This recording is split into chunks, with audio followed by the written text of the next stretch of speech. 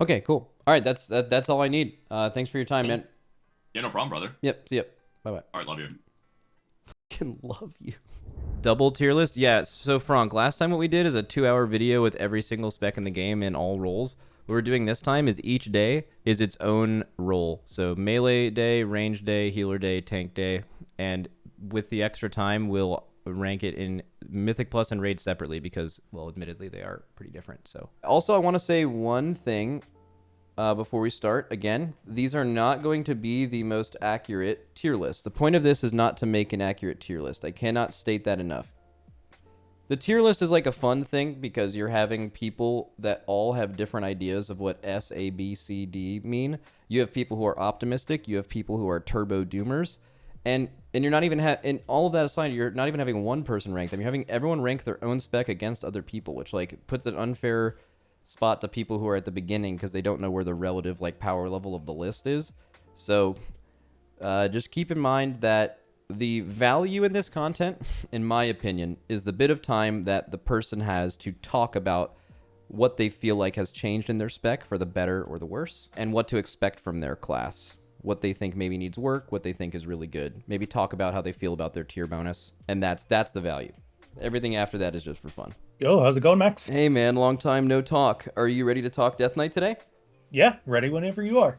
Okay, so we are moving into the new patch. I want to know your general thoughts, not necessarily on power level yet, but just your general thoughts on like the gameplay changes to, and including actually some trinket changes, which are interesting too, like Frost and Unholy going from last patch to this patch. Frost, I'd say the gameplay loop's way better. Sending out dragons is super cool with the new tier set. Like, really good stuff there. Unholy, it's kind of just the same. You don't really pay attention to the tier set. Puzzle Box getting nerfed is a little bit weird. We just used it earlier in the opener now, but it's still BIS, so like that's a thing, I guess. Otherwise, there hasn't really been a whole lot. I mean, Neltharion's Call to Suffering, the new class trinket's kind of insane too, but I feel like it's insane for everybody. It's insane for a small amount of people, DKs being one of them. It is okay for about half the class in the game to good. I'd say there's like 3 tiers. There's like absolutely fucking cracked, 4 tiers. And then there's like it's really good, which is under that, and then it's okay to good, and then there are multiple classes that do not even really want it. And there's some classes where there's no realistic way to proc it because of just how the trinket works and stuff. It's very weird. Yeah, marksman, right? Yeah. Or I think it's marksman without playing a talent. I also think like specifically the one that requires you to press AoE abilities to proc it, that one on multiple classes has very weird interactions. Yeah. Oh yeah, that one's weird. But yeah, I mean, gameplay changes. It's kind of same old. Unholy's feeling a little bit worse than it was because took a little bit of power out of guard this go around, which a little bit weird. But all around, I'd say they're probably in about the same spot. Pretty fun. Not like the funnest spec in the game. They're not Windwalkers, but they're not bad by any means. And they also, from 10.0, in 10.0.5 and 10.0.7, there was actually a fair amount of changes to Frost, I believe. Like, I think one major one was they made Breath harder to keep up. They lowered the runic power reduction, but they also increased its power by a lot. Yeah, that was a really good change. Breath time's still absurd, honestly. Like we're talking like 60 to 70% uptime pretty realistically in raid. But it definitely feels more impactful now because it is more powerful and it feels better to be able to keep it up, especially in those tight situations where you're like, oh, I might drop it here, but you manage to get that wicked play and get it off and keep going. Okay, how do you feel about the new tier bonuses specifically? Honestly, both of them really good. Frost tier set, super cool thematically, really strong, especially in AoE and Mythic Plus. It might suck because you might ninja pull a little bit more, but love it. Oh yeah. Unholy's, they fixed all the issues with it. Really strong now.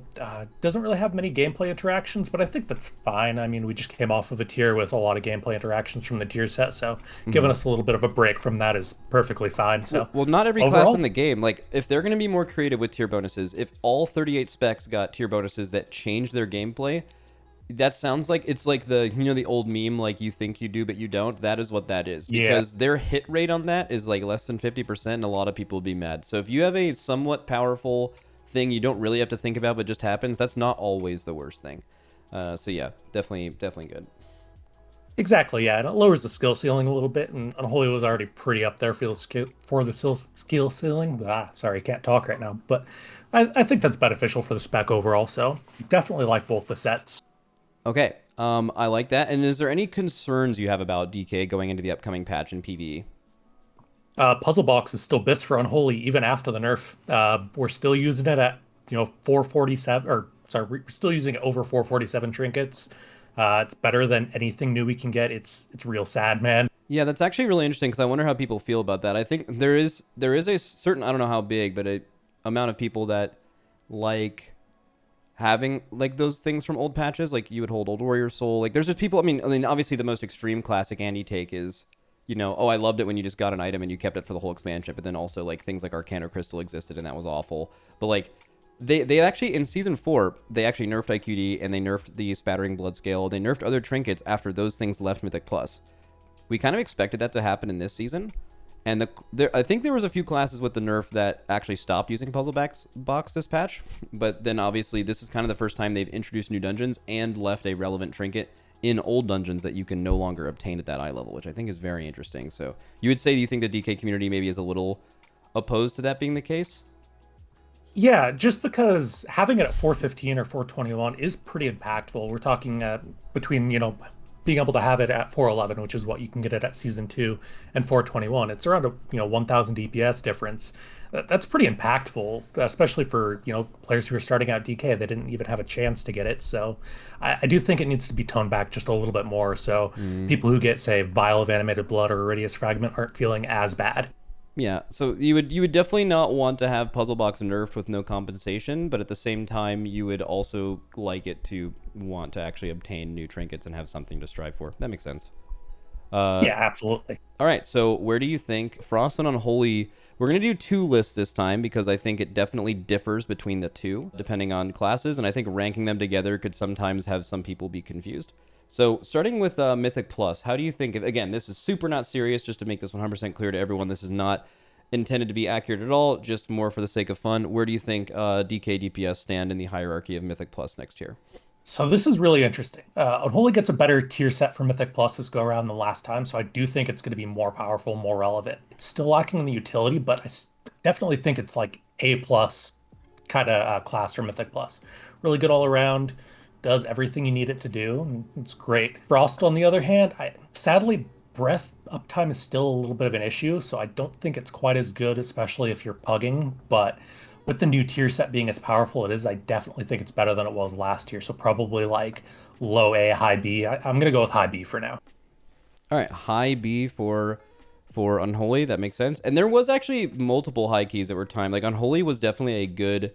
It's often a misunderstood spec in Mythic Plus, right? Because it obviously is built to succeed in an MDI environment, which is like kind of like, I guess only in season 1 and season 3 this expansion, but like that is where oh, you said high B for Frost. Okay, so Unholy high A, high Yeah, B. sorry. I missed. Yeah, that's my fault. Yeah, so basically you're saying Unholy will be even better than last time, and Frost, as fun as it is a Blit only can do as well as it can, and Breath is just fundamentally not made for dungeons, and people will like copium argue that oh, the tank just has to know how to pull around you, but like an entire group having to cater to a Frost DK is just so weird and different that it like nullifies the advantages it could give you, even though if you were basically pulling one continuous AoE pack for a whole dungeon, Frost would be insanely good, but it's just not practical, right? So it's kind of always Exactly, yeah. If there's a dungeon this go around where you need just an absolute metric ton of damage at a single moment, though, Frost is probably going to be the one to do it, but I just don't see that being practical. So let's do raid now.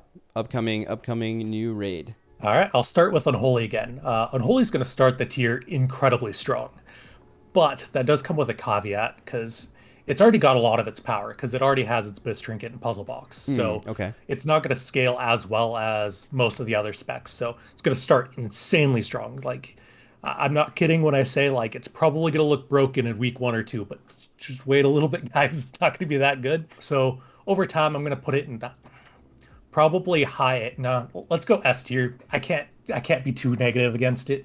S tier for now. Just because it's going to start the tier super strong. It's going to be really reliable for people. The skill ceiling's lowered. It's really good, especially in the single target focused raid. And it's, ability to continue hitting a boss from range, which is just what Unholy does. It's really good, this raid tier. Yeah, it also is a decent PI target as well, like compared to other things. Yeah. There are multiple good PIs in the game, but Unholy is obviously just by default with Gargoyle will always be one of them. So that's an S. Okay, how do you feel about Frost? This one's really interesting. I want to put it in A tier just because it has a lot of potential, but it's also going to require like really good players to take advantage of that potential.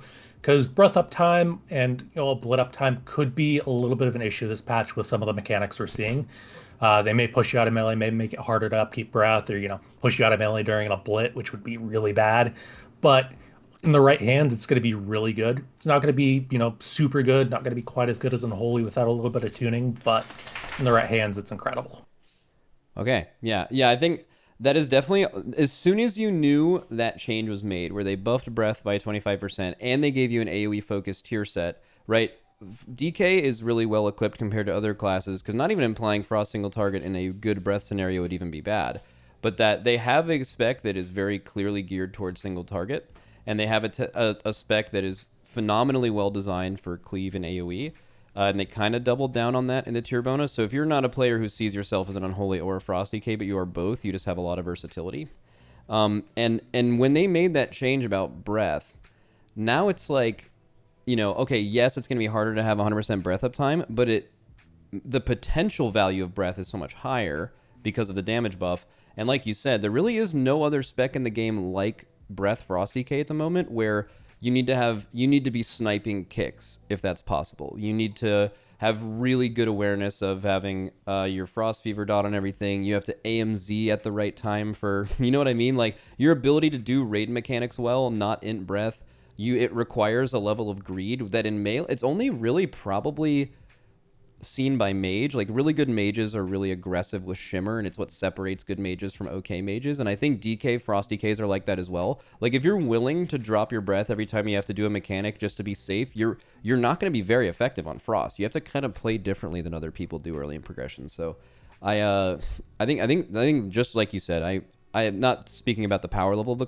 class, but design-wise, I completely agree with your assessment of that. So Exactly, yeah. Really high skill class, but if you can take advantage of it, it's super rewarding.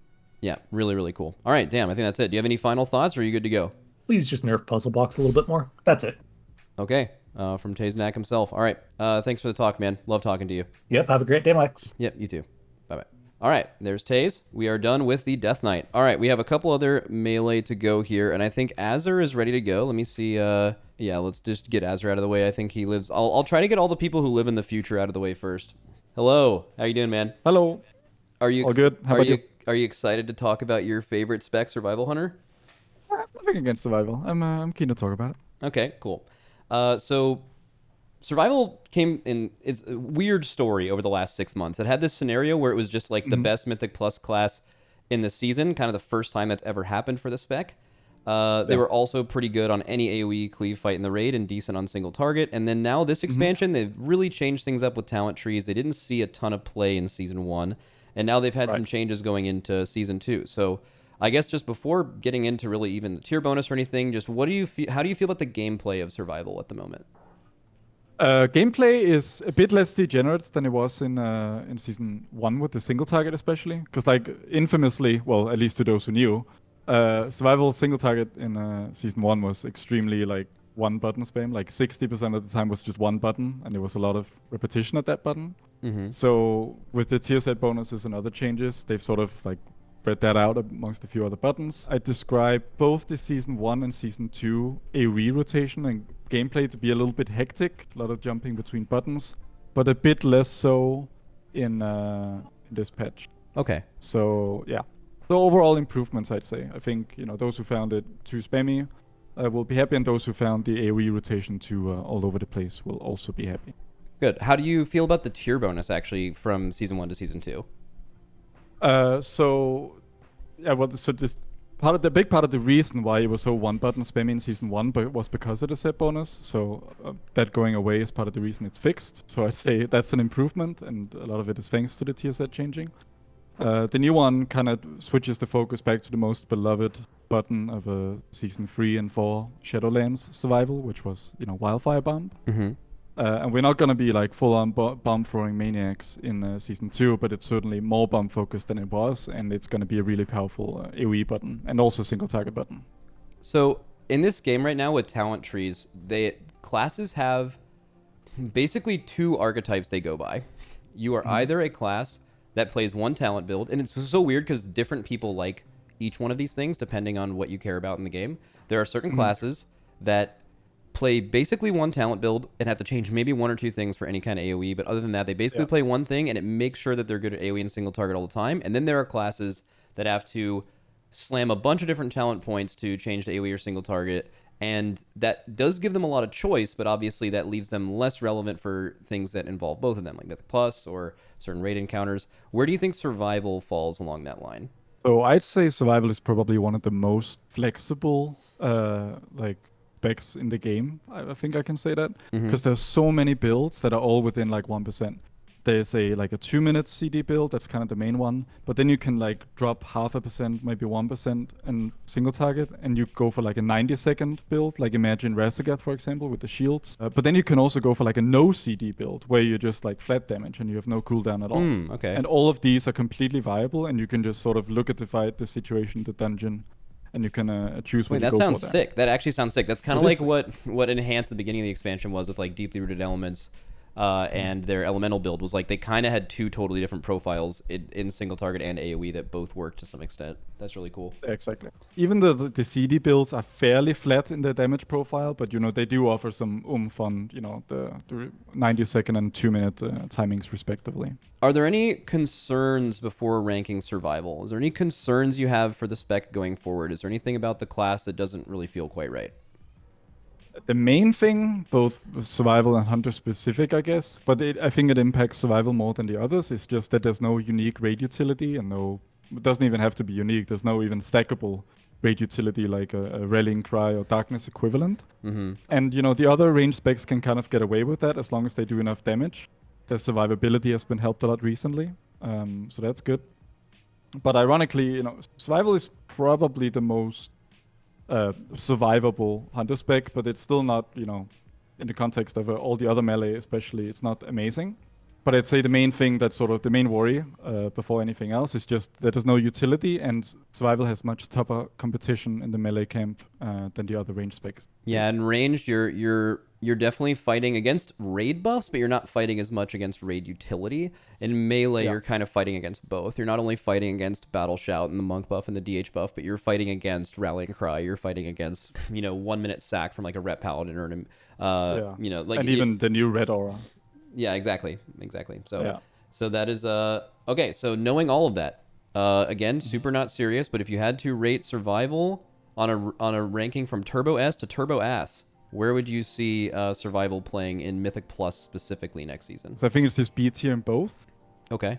I think you could be able to argue like A for keys because it has a lot of its sort of utility kit. Not like group utility, but like sort of its mob control. Like it is pretty good at mob control.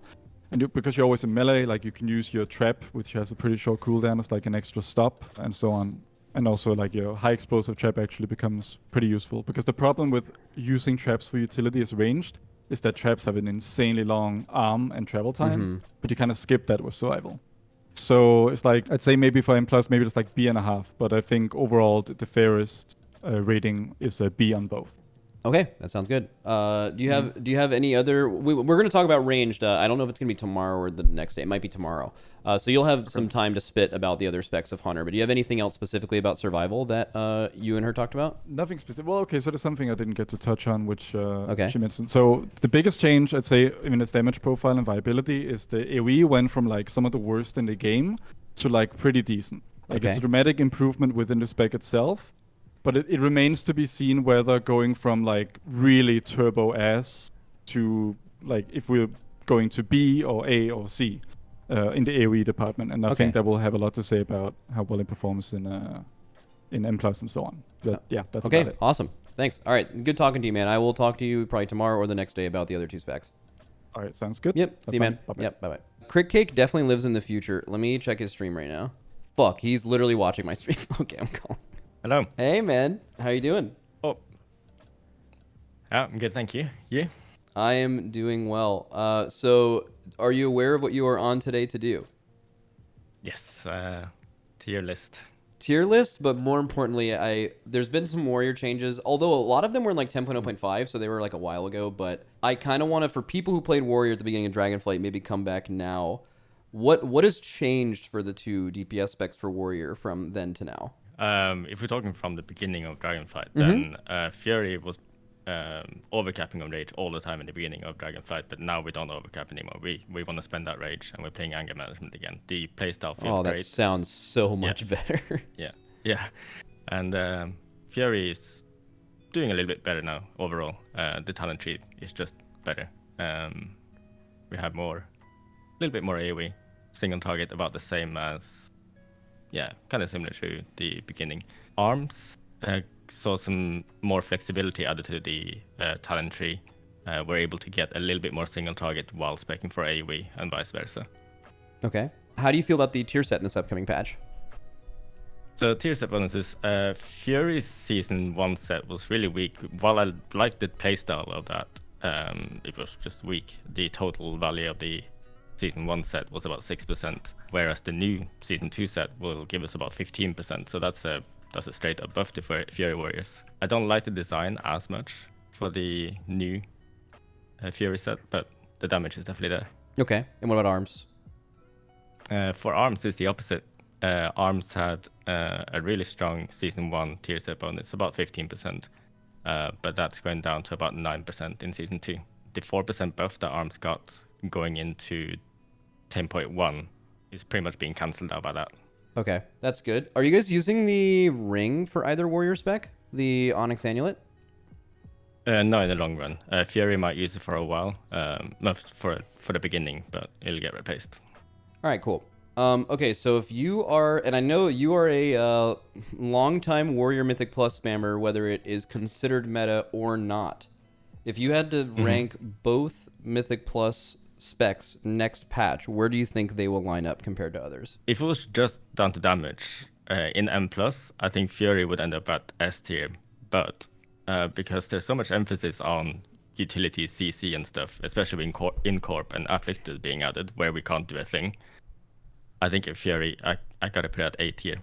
Okay, that's pretty solid. I mean, it usually always, see, the thing is like, regardless of tuning, because of utility and buffs in Mythic Plus, classes usually do not sway much more than like 1 tier higher or 1 tier lower than like their utility allows them to be, right? Like rogues are the opposite, where rogues have so much by default that, you know, even when they're bad, they're still good kind of thing. But warriors kind of need to be unreasonably tuned high to ever be considered super meta. Even though they do have good stuff, like you have decent stops, you have, or at least you used to be able to, I don't know if you talent them into them now. And then obviously Rally, people are worried about certain classes living certain mechanics, like Rally is obviously good. But also if it's not a melee meta or a physical damage meta with hunters and stuff, you know, a battle shout isn't going to have as much value. But like in a certain comp, it actually could be quite good, so. Yeah, exactly. But yeah, that's it. And arms, I think arms is getting weaker and it's not gonna have the same damage as Fury. I don't think. I gotta put it at B tier. B tier? Okay. Both specs are pretty durable though. They don't really die. All right, sounds good. And then how do you feel about Warrior and Raid this upcoming patch? I think Fury is high A tier, at least. Okay. The damage is really there, and obviously the lack of utility and stuff, that doesn't matter as much in the raid. And arms, I think I'd put it at the same B tier. You put the same in B? Oh, so for Mythic Plus. Yeah, I see. Okay. Yeah. Where do you think Arms has benefits over Fury, specifically in raid combat? Like, what kind of style? It's only for specifically 2-target or execute. Okay, so the second to last boss in this raid may or may not have permanent 2-target in P2, and then execute in the last phase is 40-0, right? Mm-hmm. Okay, so it could be useful, yeah. Mm-hmm. Okay, so like not just on like certain hard bosses, just stuff like that. So somewhere around there has some certain upside, and kind of again, the reason I mentioned that as Warrior is that you're versatile, right? Like Fury is a do damage all the time class. They're extremely versatile with a lot of different combat types, and Arms is like a specialty niche very good execute class and really strong 2-target class, and they both excel in different areas, which if you are someone who plays both and does not see yourself as an arms or fury warrior, just like we were talking about with DK, you have a lot more versatility. So okay. Oh, I wanted to mention a bug about fury. What is that? So there's a bug where, you know, when you whirlwind and then use a single target ability, you cleave that one ability, right? Mm-hmm. When you do that with Bloodthirst, and Bloodthirst hits any immune target, it does 0 damage to everything. Oh, so, okay. For example, if your Bloodthirst hits an incorporeal, which is immune to damage, nothing happens. Onslaught has that exact same bug now. That is good news. All right, thank you for talking to me, man. I'll probably reach out to you a few weeks after the raid is over and maybe recant some of this, or kind of give it an updated look. Cool. All right, nice talking to you, man. All right. Yep, see you later.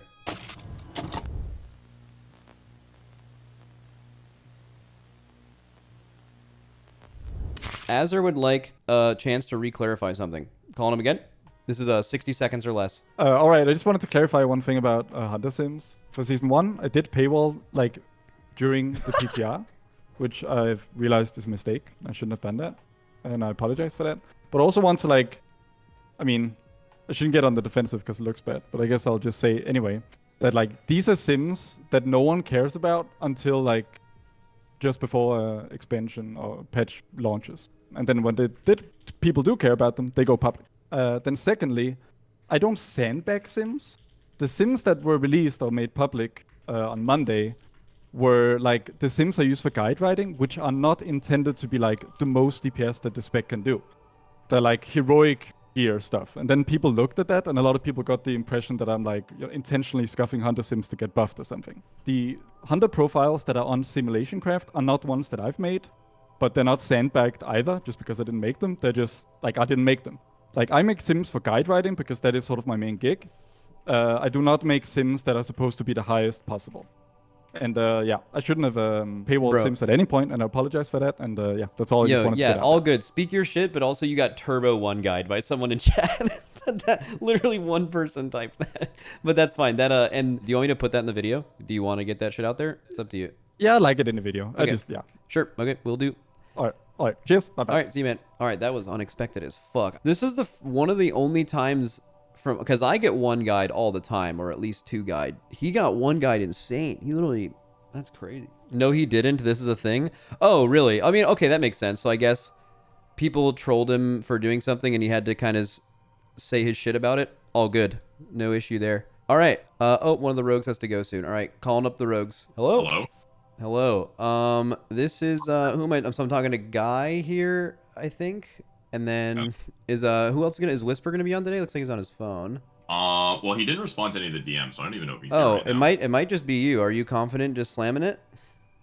So I don't know much about Assassination Rogue. I mean, you could probably pull Whisper in later, like whenever he gets around, but sure, I kind of got the cliff notes of Sub Rogue, and I obviously know a lot about Outlaw. Great. Okay, we'll do that then. So basically the idea is, so Rogue has been like pretty tumultuous. It came in at the beginning of this expansion. Every spec was insane, like in all content. And then over time, it did get a few nerfs, but also it seems like just a lot of classes got buffed. How do you feel about like gameplay wise, and just how have you felt about Rogue going from Season 1 to Season 2? So going from Season 1 to Season 2, basically nothing has changed. Like, there was a small change at the beginning, or at, in the 0.5 patch, where they moved Cheat Death's location on the talent tree, and it gave us, 1 extra talent point, but that's pretty much been the only change Rogue has gotten, other than direct gameplay nerfs and numerical nerfs since launch.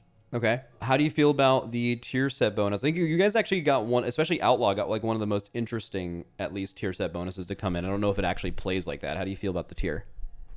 So initially I was a big fan of it, just like in concept, but the more I've kind of, mulled over how it kind of functions, where basically the 2 set applies 5% of your damage is stored as a damage over time over 8 seconds. And then the 4 set makes your Between the Eyes consume the remaining duration of the dot and then do 200% of the damage, and then give you flat agi. But the more I think about this, this tier set kind of sucks. It doesn't do anything. It makes it so you do passive damage, and then you're between the eyes to slightly more damage, and then you have 100% uptime of 5% agi. There's like no gameplay to change. There's no rotation to change. You're gonna just get the tier set. You're gonna have 5% flat agi, and then I think the 2 and the 4-piece do about 3% of your damage, and then the 5% agi is about, you know, anywhere from like 2 to 3%. Is it damage, strong? So no, it's like 6%. Total? 2 and 4? Yeah. Oh, that's Yeah. very low. Yeah. Okay. Yeah, it's so basically what happened is on the beta, the 2 set was like omega bugged. It was doing, I think it was 6 times the intended damage. So like you saw some of the logs early on where it was doing, you know, literally like 18, 19, 20% of their damage. So then they nerfed the 4-piece from 7% agi to 5% agi. So now it's terrible. So then they bug fixed it, and then they nerfed it before it was even bug fixed. So now it's just not great. That and I will say too, Uh-huh. it is pretty, even though season 2 sets are a little bit more invested than season 1, the whole like this set doesn't do anything. That is true of most specs in the game. That is like, I guess that you feel a little like the best case scenario going into a patch is you have a tier bonus that changes the way you play slightly, and it's good. And then like under that in the tier list is, or I guess in like the priority order would be like thing that is good that you don't really change the way you play, but it's strong. And then like under that, it's like what you have now where does nothing but is not great or bad. And then under that is changes gameplay in a negative way. That's definitely the worst one you could get. So at least it's not as bad as it could possibly be, right? Yeah, I think one small quirk of it is that because you press between the eyes slightly more often, it makes like a different build more popular. Like right now, there's a very like proc-based build with hidden opportunity where you have like a bunch of procs going off, and then with the tier set, you're going to change your build into something more around like keep it rolling, which is like you're going to be getting, you know, 5 buffs, and you're going to be extending them. So like the core of the spec technically does change based on the talent, but that's more so losing the current tier than it is the current tier making the new build better, if that makes sense. Okay, and how do you feel about the sub bonus? So the sub bonus is kind of weird. So like basically, can I just talk about one more thing about the outlaw set? Yeah, you're sure. Yeah. It's really bugged. So the 2 set, where I said it stores 5% of the damage over 8 seconds, it doesn't technically do that. So it doesn't do that because it doesn't look at crit values. So if you get a critical strike, and this is a spec that has a lot of flat crit from Roll the Bones and Between the Eyes, just giving you, you know, 20% crit each. You know, you stack crit. It doesn't count crit damage. It only counts the base damage of the ability when doing that formulation. It also doesn't work with Armor Pen. And Armor Pen is a pretty important part of Outlaw because all of the damage is physical. So anything related to Armor Pen and critical strikes just does not increase the 2 set damage. And then the 4 set, like I said, similarly, doesn't actually do what it says, where it says it, you know, consumes the dot for 200% of the damage. What it's actually doing is it's taking 1 instance of damage of the 2 set and then multiplying that damage by 16. I don't really know why, but that's just how it works. So basically, you're not really happy with the outlaw bonus in a lot of different ways. Okay. Yeah. Okay. So what about the sub bonus? The sub bonus, basically, at the core level, it shuffles around the talents a little bit, and then it makes it so that Symbols of Death has 100% uptime, like anywhere from 100 to 95% uptime. Okay. I know a lot of people are complaining, you know, like within the community, at least like within the Discord server, have been complaining that Sub Rogue is slowly, you know, been turned away from this burst damage spec. It's now just this kind of flatline spec, which is basically what all of the rogue specs have slowly turned into. And yeah, it just makes a cooldown that has felt like it's been losing importance over the years continue to lose importance. Yeah, that's a bad feel, especially because Rogue has a staple spec that does good damage all the time, which is Outlaw. That's literally what Outlaw has always been. And then Assassination has been like super cooldown based, super execute based, and Sub was like something in the middle, especially more on like the burst AoE side. And you're kind of unhappy to see them be homogenized like that. Yeah, that's kind of the problem. Like we talked about this last time we talked about tier set bonuses, where the Assassination Rogue tier set was, you know, it still does that, where it gives you a buff outside of your cooldowns to, you know, again, kind of flatline the specs even further. So now, you know, we just have 3 specs that are just full-on flatline DPS. They're, you know, Sub still has Secret Technique, which is, you know, really good for certain things, but for the most part, like, Rogue cooldowns continue to get watered down over the years. If you had to make a choice to guess where Outlaw Rogue specifically is going to rank in Mythic Plus next year, where do you think it would be? I would say, you said Outlaw Rogue, right? Specifically Outlaw. Yep, first. I would probably put it in A. I think, like, the problem is that like obviously Rogue is very valued in keys. My concern is that the damage really seems not great this tier. Obviously, a tuning patch can come in randomly, 20% aura buff, whatever, and then, Rogue's OP again. But I don't know. Rogue's damage looks pretty rough, which is kind of why I almost want to put it lower. But I mean, people always love bringing Rogues to keys, so I'd probably just put Outlaw in A. Okay. And then you said you were prepared for sub as well, right? Like to place it? I would probably put it higher than Out. Actually, can I put Outlaw in B and then sub in A? You can do whatever the fuck you want, man. Yeah. Yeah. Let's do that instead. Okay, so sub going in A, Outlaw going in B. Yeah, that's makes probably sense. where I would put it, yeah. Okay, and then I think you're not ranking Assassination or talking Assassination today, right? Yeah, so I can't comment on, like, the tier set bonus, but I can probably say that it's probably C tier in keys. Yeah, it's kind of just like the design of the spec. Like, it seems like where sub and Outlaw makes sense in keys, they gave Assassination, a certain build and talents that makes it appealing in Mythic Plus, but it never really quite competes with the other two, and it seems like its niche has always been really strong cooldown damage and good execute and cleave, to target raid cleave, so... Okay. Yeah, it's just like the way they designed the spec just doesn't allow it to flourish in keys. I mean, you could also argue that, sub and Outlaw could probably go up a tier.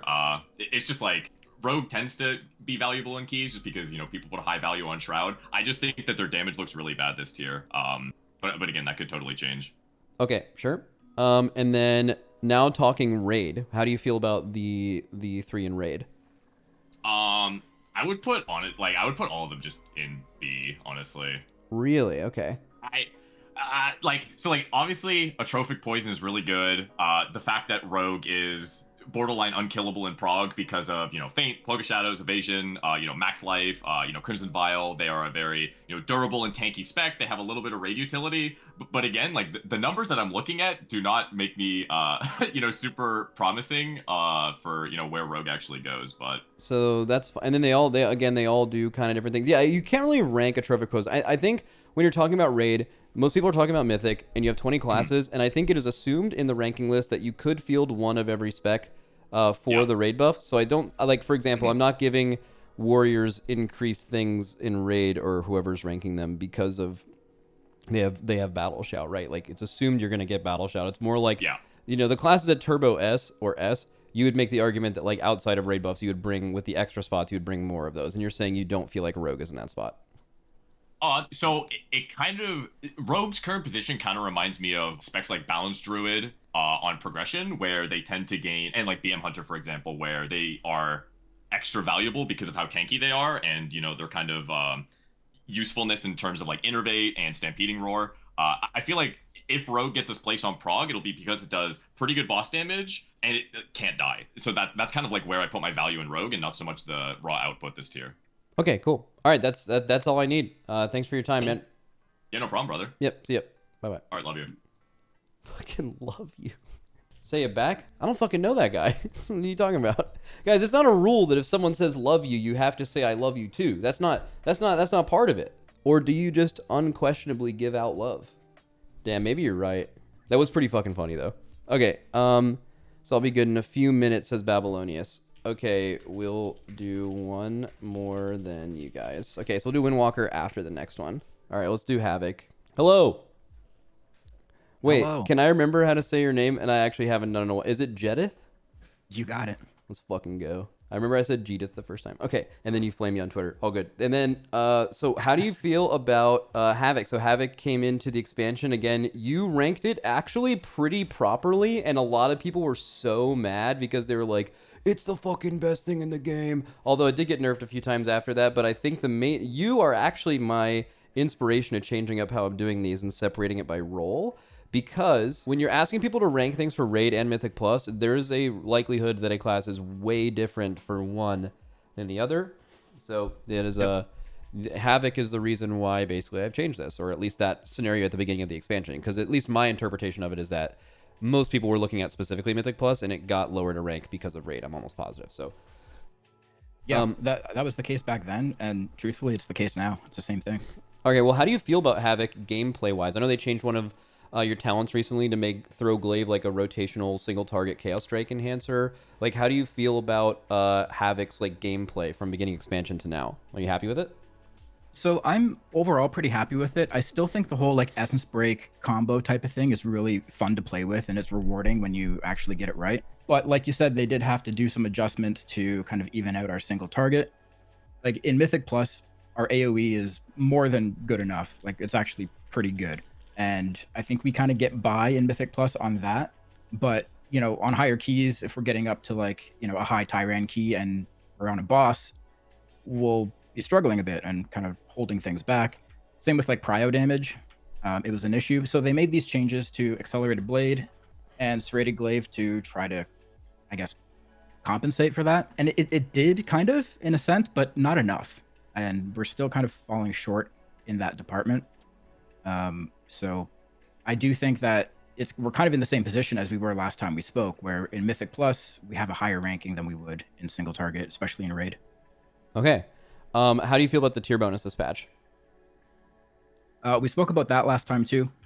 Generally, just kind of underwhelmed by it. Mm-hmm. I think at the end of the day, it's a fine bonus. It's okay, but it's not a bonus that people are gonna get excited to use. Like it's not super exciting to get your 4-piece and be like, oh, this is gonna be sick. My gameplay is gonna change now.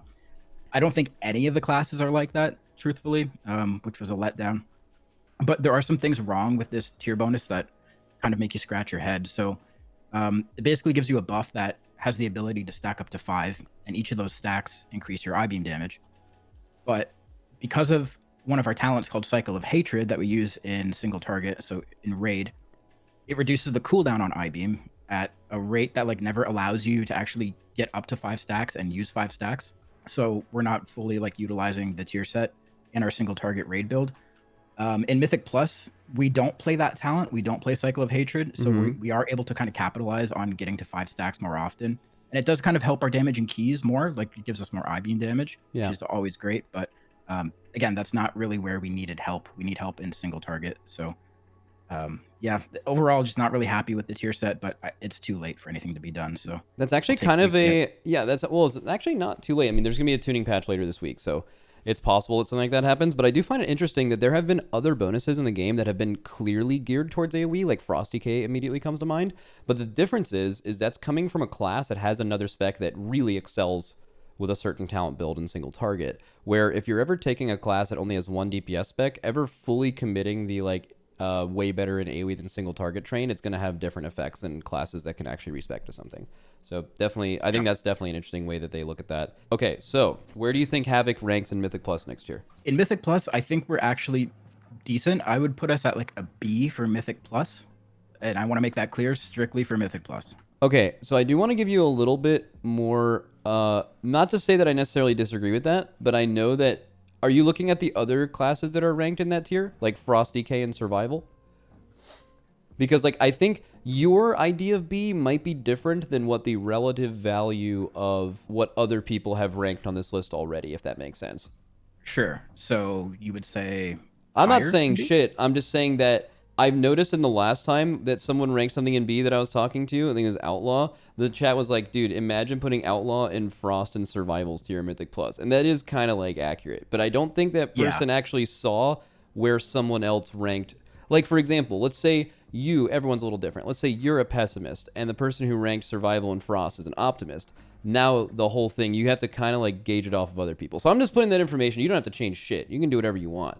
No, that makes sense. Yeah. And I think I do need to give an answer that's, based on the other answers that you're working with. So, looking at your list now, I would say we definitely are better than like some of those in there. So put us at A for Mythic Plus. Okay, A for Mythic. I'll put you at the back of A. Okay, sure. Yeah. Sounds good. And then how do you feel about them in Raid? Raid is the hard one. It's going to be I want to point out that Chaos Brand doesn't matter. Basically, when you're looking at the raid tier list, you assume that all raid buffs are brought, and it's the argument of like, this is all raid buffs are brought. You have 8 more DPS slots in the raid or whatever, and this is the comp you are bringing. You're bringing classes based on just the merit of what they're able to do. Right. So damage output, single target, I would put us at C. Cool. All right. Do you have any other things or notes about DHs? Yeah, just a few things. It's like there's an issue that we're struggling with right now where we're so back in Shadowlands and BFA, we were very dependent on items that had procs on them. That's where the majority of our damage came from. And we're slowly starting to inch our way back there. We're starting to like target things with our PPM procs on them, like Krog Tusks from Underrot, the Toxic Thorn Foot Wraps, and the Igneous Flowstone from Aberrus, which, by the way, isn't even on our loot table, but it's so good for us that we're going to be rolling for it anyway. And even in our like this single target outfitting of gear, we're still hanging on to the Aeronog ring. If you have a mythic socketed one, it's still that good for us because of the proc. Strictly for single target though. So there are like certain interactions that are just keeping our class afloat. And if any of those types of things get fixed or changed, if we're doing damage based on our, abilities and our talents, we're going to really fall short. I would say we'll probably even go down to being like one of the worst melees if some of these interactions with items get fixed. Okay. And then I actually wanted to ask you something specifically that I forgot to ask earlier, and that is I noticed that there's basically like two kinds of talent builds that exist for classes right now. One's with a lot of choice, and it makes classes kind of have to choose to be better between single target and AoE, but there's a lot of small choices along the way that allow them to be more versatile and not always play the same build. And then there are classes that are kind of always as good as they're going to be on AoE and single target, but there's very little choice, and they kind of always play one build. I know DH at the beginning of the expansion kind of fell into that last one. Is that still how it happens now? It is. We have our Throw Glaive build, which is the AoE build. As soon as there's like, I would say 2 or more targets in a raid fight, you're going to be playing Throw Glaive, especially after the changes they made to Serrated Glaive and Accelerated Blade. And if you're doing single target or like 2 target cleave, you're going to be in the single target build. There's not much variation. Even so, like with things to get our utility, that is still an issue. Like we have to give up DPS talents to get things like our Fel Eruption or our Netherwalk. Yeah, that's. So I was gonna ask if that was still a thing. So you do have to give up, not insignificant damage to choose a better defensive Netherwalk or a stun, right? Absolutely, yeah. Yeah, that should be illegal. All right, that's basically what I wanted to get at. Okay, thanks, man. Thanks for your time. Yep, all right, love you. Bye. All right, who's next? Jfunk and Babylonius. All right, time to go. Hello. Hi. Hello, man. All right, so I have Jfunk and Babylonius in the call to talk about Windwalker. Jfunk is a notorious Windwalker doomer, and that's true. Don't even try. And Babylonius is a very ethical Windwalker commenter. I was gonna say it's gonna be hard to find a non-doomer right now for this class. oh yeah. I mean, I'm not playing it next patch. Not due to its power level. Just to be clear, I just absolutely hate the talents that I think you're gonna play. So, I am not unlike a doomer right now. Okay, so we got a lot of dooming. All right, so Windwalker came into this expansion, a lot of changes. Had Skyreach, they gave you the choice node. Still has obviously a lot of bad spec tree points you have to select, but I think, Touch of Death has kind of been a thing for a while. I just kind of want to hear what you guys think about the gameplay of Windwalker. Maybe as it pertains to Season 2 versus Season 1, or just in Dragonflight as a whole. Do you want to go first or me? Yeah, sure, I'll go first. Personally, for me, the playstyle that's getting stronger, that, Feline Stomp playstyle, that's my preferred playstyle, but I've always been... Jesus Christ. I've always been one more for single target damage rather than AoE, but the Feline Stomp build, certainly kind of focuses a little bit more on that. Yeah, it focuses more on that, but like, do you? This is okay. I have to push back here. I'm sorry. I'll let you give your full take, but like, dude, Feline Stomp is a 10-second maintenance buff alongside a class that already has like more rotational abilities coming off cooldowns fast. It feels like totally out of place, right? It's Rune of Power, but for melee. Oh god. All right. Anyways, continue. Yeah, I mean, I agree. I guess I'm just so conditioned to it. Like, I definitely get the the positioning and all that other stuff. I think though, from a gameplay perspective, I think it fills some time a little bit that we kind of need filled at the moment in the rotation. But like, I think Touch of Death has gotten a lot easier to use since they cut down on the delay that kind of made it soul sucking to use, and now it's a lot more reasonable. And then other things like the tier bonus is less than ideal, but yeah, I mean, this is kind of my preferred way to play. That the damage for it isn't there. I just think Phalanx Stomp is a very polarizing ability. Wait, Do you like the way that it's designed or like balanced? I guess wait, now. wait, 1 second, 1 second, 1 second. You said that Touch of Death is There's like a hot fix that made it better to use. was that recent? Yeah. Oh a couple shit! weeks ago, yeah. Oh dude. Oh, I mean, I literally haven't played the game. That's why I don't know. Okay, well, that's good news. All right. Yeah, it activates when it should, or at least a lot closer to when you should be able to. That's an press the amazing change. That I didn't was- even know that was in the game. Yeah. button. It was- All right. Sorry. Continue about Phalanx, Jfunk. But like, that, do you like the playstyle like now with Phalanx, where like you only press it as a maintenance buff versus like it doing any damage? Yeah, I mean, I think like there's just the space to fit it in. Like, I'm not feeling like, oh, I don't have the space, or oh man, now I've got to pick Phalanx Stomp. That's Like, true. I just kind of feel like it integrates itself a lot more smoothly than it could. You know, Yeah. it could be a lot worse. And they made some changes in 10.5, and that made it a lot better. Like they made the branches, it made it bigger, and then made it the reset chance actually work on Phalanx Harmony, which so you have it off cooldown a lot. But I think for me, I don't like the talent tree very much, and I think the playstyle it's fine, but when it's inconvenient, when you're inconvenienced by Phalanx Stomp, it's just like it sticks out. It's really annoying. Mhm. I just wish the talents did more. Like it feels like the tree is balanced around Touch of Death. I don't like that, and I wish there was more single target stuff they could balance. Because one of the problems we're running into in 10.7 is that they're trying to buff single target, but like there's not a lot of tuning knobs for it right now, especially this tier with RSK being used all the time. So like they've been trying to buff like Phalanx Harmony, but then that is also AoE. So like you're buffing their AoE by doing that. So like, what do you do? How do you guys feel about the tier bonuses for Windwalker at the moment? I mean, basically we went from a tier bonus that buffed Fist of Fury and Rising Sun Kick, and now outside of the two-piece Rising Sun Kick AoEing, which I actually do really like, they kind of are just doing that again, and it feels like they have to keep doing that, or else like neither of those abilities will be doing enough damage. How do you guys feel about the tier? Well, it was a roller coaster ride, right? It started out really bad, and then it was too good. Scale with trinkets that got changed, and now it's like it's fine. I think it's again, as you said, like I feel like the design they need to like be more creative and affect spells that aren't those two spells necessarily, and fix like the scaling problems with those two abilities. Otherwise, like outside of tier bonuses. Yeah, I mean, I definitely feel the same way. We saw, for a period of time where it was looking like Windwalker was going to have, one of the strongest tier bonuses maybe in the history of tier bonuses, and then. You're talking, but at the same time, about when it scaled with all the fire and shadow trinkets? Yeah, you were trinket blasting. It was insane. Off all that stuff. I mean, it sucked that we were getting so much damage from non-Windwalker sources. I mean, that's but in terms of just it was very unhealthy for the spec, but the damage was there, and it was even though it was potentially going to be the most impactful tier set ever, it still just kind of bumped Windwalker up to okay, you can play Windwalker. In a weird way, though, like that actually was kind of nice because you were excited for like gear. Like, oh man, this trinket actually owns. We've gone over the toils of Windwalker Monk a lot. How do you guys feel Windwalker will perform as a Mythic Plus class next patch?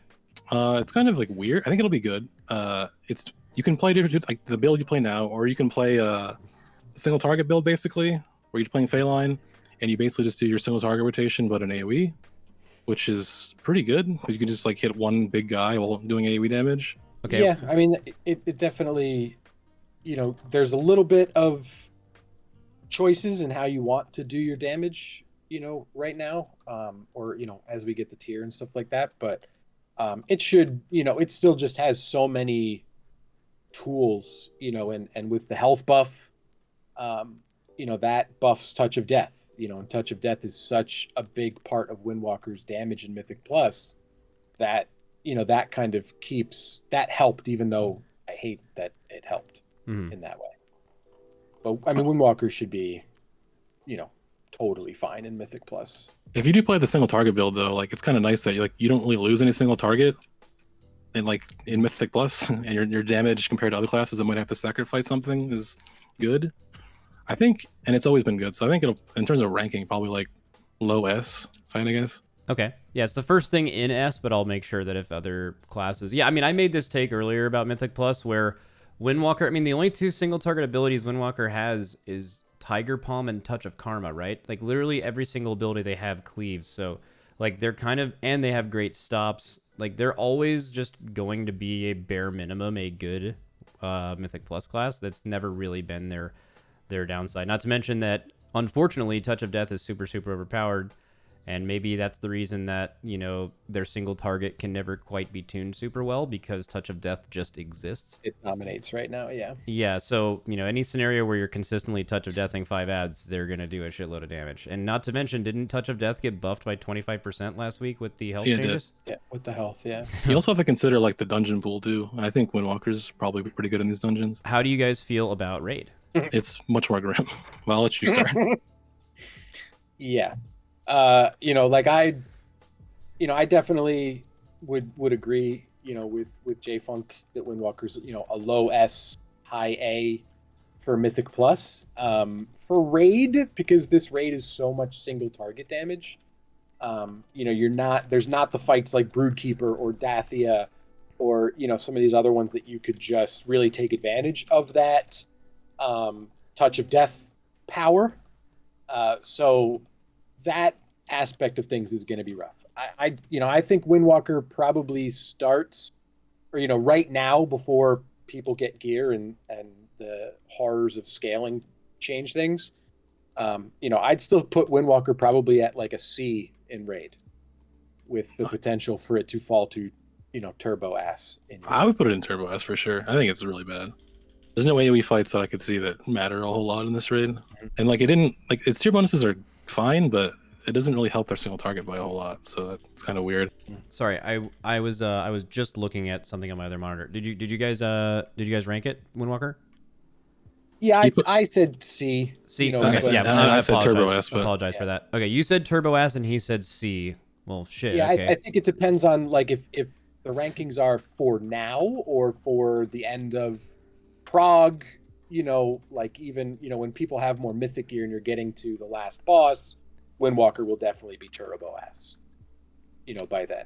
Right now, the single target is C, but it will very shortly be turbo S. That's interesting because we used Unholy as a metric, and I think the Taeznak's take on Unholy was Unholy would start out super powerful because they're starting with their Bis Trinket compared to other classes, but later in the patch it would go down. You're saying it's going to start like in C, and then maybe as people get more and more gear, they're going to get worse, right? So yeah, I mean, I'd say by the end of the month, it'll safely be in turbo S, not earlier. Okay. Just due to gear scaling. Okay. I guess that's all she wrote for fucking Windwalker. Damn. All right. Thanks for talking to me, guys. Yep, no No problem. problem. Thanks, Max. Yeah, see you later. Hey man, what's up? Yo. Hey, so I'm here to talk to you about Enhance. We've talked a few times. I'm actually just interested to hear, just right off the bat, how have you enjoyed Enhance this expansion so far? Like so far up until now, I think it's been pretty good.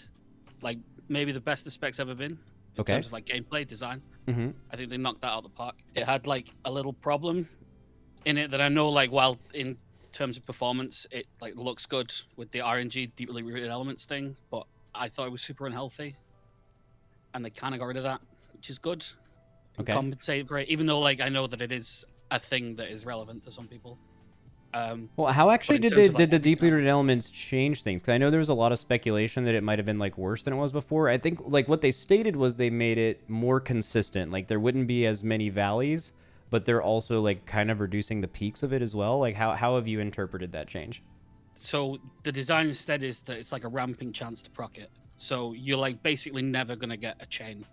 So that's gone, which is like the streak, because the streak was so extreme. When yeah. you'd see people like dominate meters or they'd beat tank DPS, which I think is like, I think it's as kind of fun as it is polarizing. when it's good, people don't like that either. It's when it does definitely happen. polarizing, right? Because like I know, so like first of all, before it could not proc for minutes, like it was crazy how bad that Yeah. felt. But also the like chain procs made you feel like a fucking lightning wizard. Like it was so sick. So like it does feel. I will say, from someone who's played a bit of Enhance, and I played a lot of deeply rooted elements on beta. I don't, even if it procced more consistently, I don't know if that is worth the downside of you not randomly turning into a lightning wizard, even though it's probably better for the game. I think like the cooldown itself, the windows are still really cool. It's just like they're more sporadic, and so the talent itself did get nerfed. Like it got super nerfed in comparison, but all of the power that had, it went into the talents underneath it instead. So you just get like random refunds of all your Maelstrom at once. So you just like machine gun lightning bolts out, which is super fun. But it's not as completely random. So you've basically still got like the hit of I just high rolled, but not like the valleys of I'm so desperate for procs right now and I'm cratering in damage. I made the wrong choice. This is the worst game ever, kind of thing. So I think like it's a fair trade-off. It's just not as like visually explosive. How do you feel about the tier bonus dispatch? So I was pretty violently against it the first time, but like if they straight up fixed it, I think it's an amazing bonus now. Maybe one of the best design bonuses out right now for all the classes. It's certainly really good for your class too, because you're one of the rare cooldown timing classes where, especially in Cleave, like your primordial wave window is like all of your damage, and like that Sundering just lines up with that so well, right? That and or Doom Winds if you play that, or it lines up with Ascendance. It's just like it's the type of damage that everyone wants more of all the time, because it's just the old bonus is also still really good, but this one is just as good as that, but it's all burst instead. And like you played WoW long enough, you know, burst is always better than sustained, unless sustained is like way overtuned. So it's just trading one for the other. So it's just better. Okay. Enhance was very, very meta in Season 1 Mythic Plus dungeons at a high level and at a mid level for the first time in a while, or maybe ever, I think. Maybe, yeah, ever. But like, yeah, this tier, it was, I'd like dangerously say maybe the best as like a single package. Yeah, exactly. And AG is certainly not a small part of that. Just an insanely good healing ability. Definitely better in high keys and like MDI due to like the pull size and stuff like that. So going into Season 2, where do you feel Enhance will land compared to Season 1? I think like I'd be lying and actively sandbagging if I didn't say like bare minimum is high S. Like I think it is as good as it was, if not better. Okay. The only thing it lost is like you can't really sit on Sundering to interrupt, which is a pretty important thing. Like the higher up the keys you go, but in exchange you got even more burst than we already had, and you've got way more build options depending on like, is it uncapped, is it low target, is it funnel that you want? Like you can switch around your build to any damage profile. Pretty That's so free, sick. That's so sick. Depending on the dungeon and fit in. So like being that versatile as one person while you're also bringing loads of stops, like an actual like Swiss Army knife of utility for any effects and everything, like a group's never going to be unhappy that you played Enhancement. So I think like if you don't put it in S, you'd be lying straight up. So okay. And then I'm going to have you rank it for raid, but I want to clarify something because I just want to make sure everyone is understanding the stipulations of this. So when we're talking about classes here, we are not ranking things lower because they don't have raid buffs or things higher because they do have raid buffs. This is as if you already have your like 10 slots of the raid that have to be there for raid buffs, or I think it's 11 now or something like that. These are bringing classes outside of that for their power. However, Wind Fury does not apply to that. You cannot, you're never going to have like more than 4 enhanced shamans. So Wind Fury does factor into your power level of this spec and how you believe it will perform in raid. So like for raid, I think there's like 2 different versions of it. There's like how good it is on progress, which I think is S, and how good it is like just general perception, how much numbers it can do, which is what people end up really caring about at the end of the day. Interesting. Which is like A. Like that's like totally different perspective. I feel like progress has to just vastly outweigh how well something parses and farm. Exactly. But maybe that's just me. But yeah. Like I care more about how good it is in progress, and I think it's S. I think it's the same reason that it's good in Mythic Plus. It can change how it does its damage. So if any fight needs more burst, you can just change a few talents and you can bring more burst, and you don't lose much single target. If you need like any cleave, anything like that, you can get that at no cost. So being able to do that, you can slot into where gaps are in the raid. So in an unoptimized comp for a regular player, that's like an actual full-on blessing in every situation to have someone who can do that. And I don't think there's many specs anymore that can do that. Quite a lot of them have to like super specialize one direction or the other, whereas Enhancement will always do something pretty well. Okay, goddamn, that sounds good. All right, thanks for the talk, man. Yeah, no problem. Yep. All right, thanks for coming on. Love you. Bye. Hello.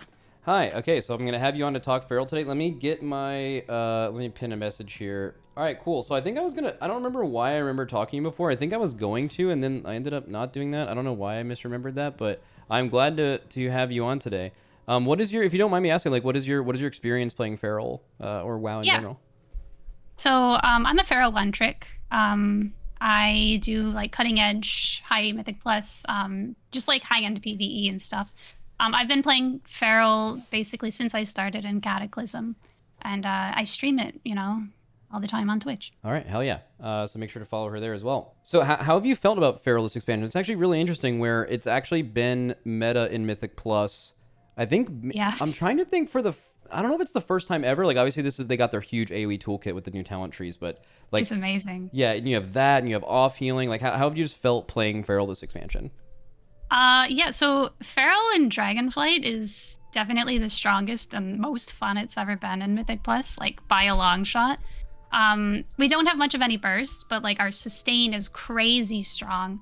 And we have a bunch of sick utility. We haven't been able to bring like all the utility that we've had on the Druid tree ever. And we bring a buff, obviously.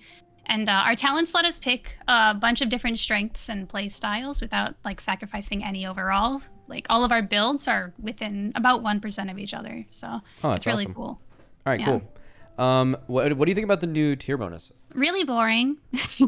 There's nothing really to play around with it, but it seems like a lot of specs are in the same position.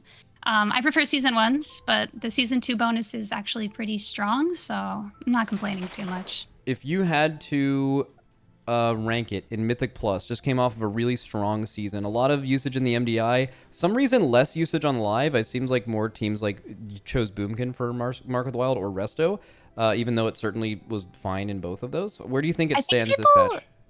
I think people are afraid of Feral still. I don't think it's quite like word has gotten around how strong Feral is. Well, I think it's that, but it's also that people literally don't have them. Like imagine on the tournament realm, you can make a Feral instantly, but like think about the amount of people that would actually have a Feral Druid created for Mythic Plus going into this expansion, right? And then if they don't have one, they're gonna be way less likely to level it unless it's like insanely OP, which like other classes kind of competing with it. There's a lot more Moonkins than Ferals, which is probably why you saw that. But yeah. There are a ton of Moonkins, yeah. I think most people, when they play Druid, they go with Moonkin. But yeah, for Feral, I'd put us in S tier, for sure. S tier in Mythic Plus, hell yeah, okay. Mythic Plus, yeah. Love that. Let me get that up here. I'll put it like mid S, okay. Where do you feel it lands in Raid? It's kind of famously been a class that hasn't seen a lot of play in Raid. I would say mostly because Moonkins are usually so prevalent, and the fact that melee Raid slots are really competitive with Raid cooldowns and Raid buffs. Where do you think that shakes out this tier? Overall, I think for Raid, the spec has been pretty doomer about Season 2 the last couple of months. Our single target in Dragonflight has gone from like in Shadowlands, it was like top. Like we were doing massive single target, and now in Dragonflight, we're not doing much. But we've since gotten a couple of buffs, including like a 5% overall buff. We got some nerfs to talents that made our rotation suck, and then we got buffs to like Convoke and Blood talents, which will all be really good for our single target. The buffs don't make us necessarily strong in single target, like really strong, but I think it's brought us up from like pretty bad to mid, going from Season 1 to Season 2. Okay. All right, you have to put a letter by it. Okay. Let's put us in like low B.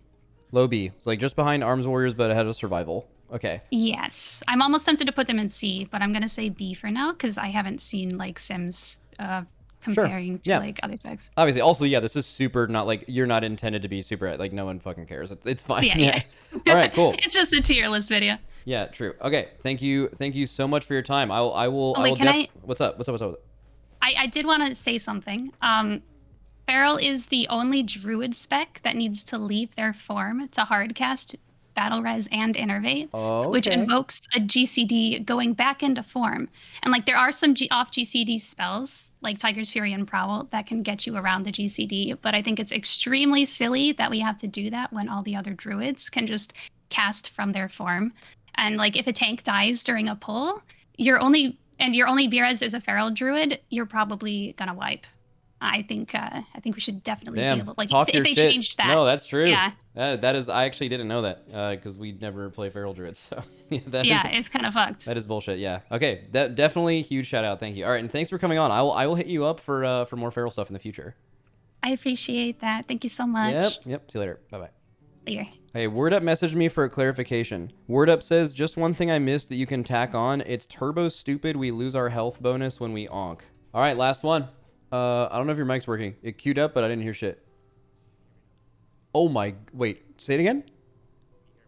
Yeah, but you sound like you were shrunk down like one of those movies and you're at the bottom of like a bag of rice. I can like kind of hear your voice, but you sound like you were made small. You're at 200% too, yeah.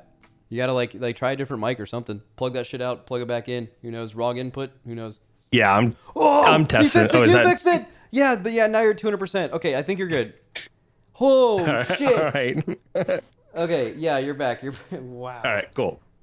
All right, Yeah, okay, so... I think my Discord settings changed on me and they didn't alert me. Yeah, no question about that. All right, okay, so now we are talking Ret Paladin. The last Melee today, you do have the luxury of seeing other people having ranked it already.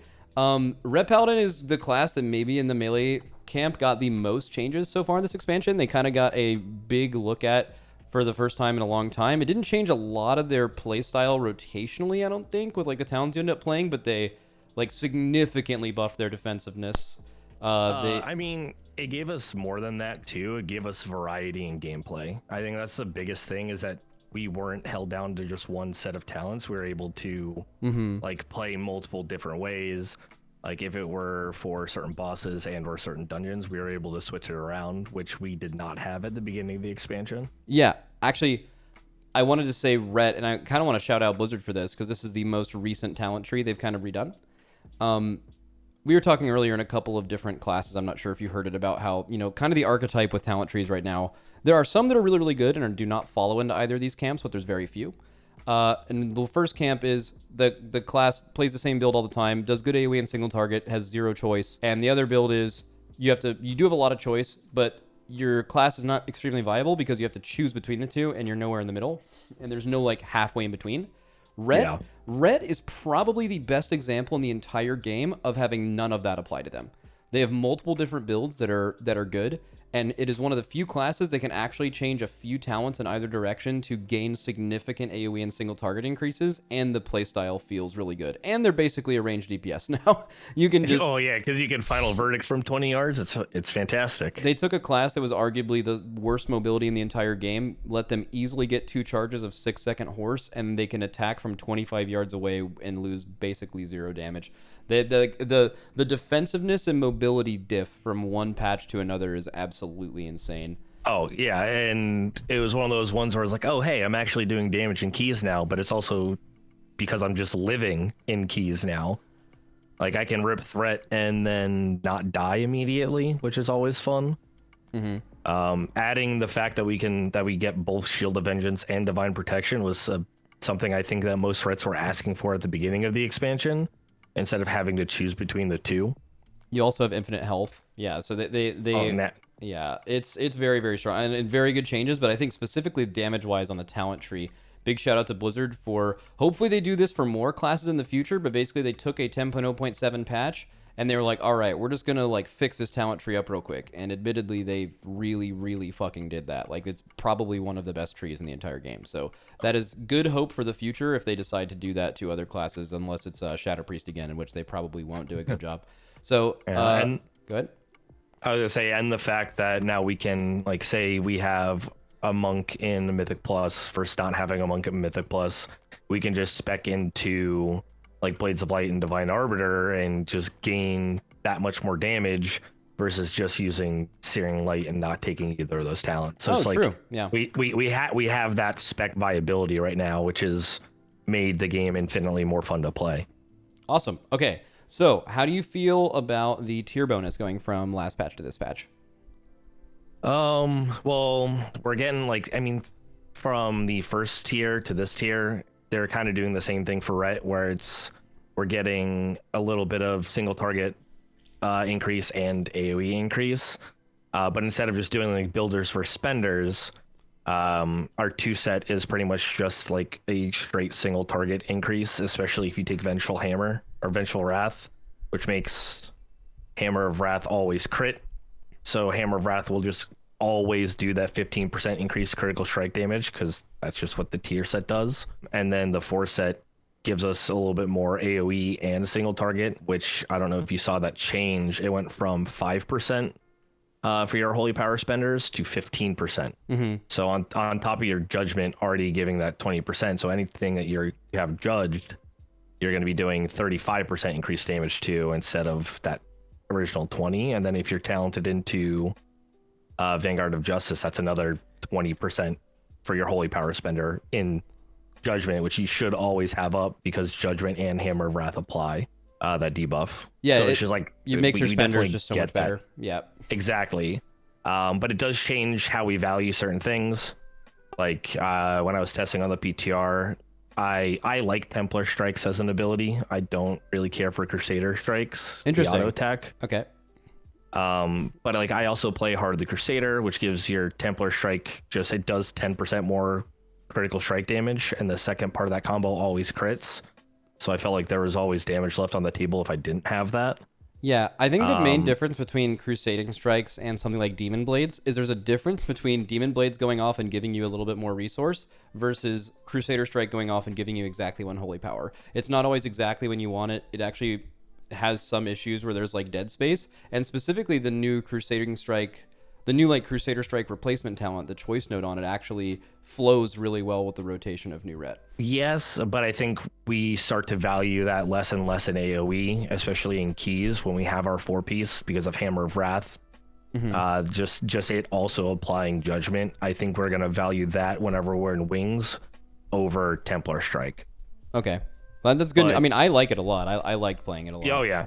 Yeah, I mean, and I've tried it with both ways. I feel like on bosses and keys, having Templar Strike over having that dead space with Crusading Strike, it just feels better personally for me.